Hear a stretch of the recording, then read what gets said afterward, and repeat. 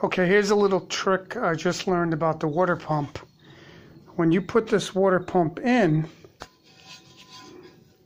this has to be flush all the way down. See that spline right there? It's almost touching the bearing. You got to just heat up the bearing just on the outside a tiny bit, not to melt the gasket. I mean the rubber seal. Just enough so that you can just hit it lightly, not with a hammer. You want to put something on there flush on that. Put something flush on there against like a socket.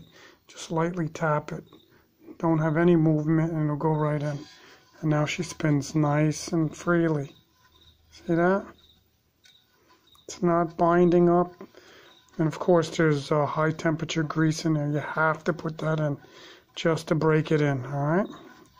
Simple little tip and trick.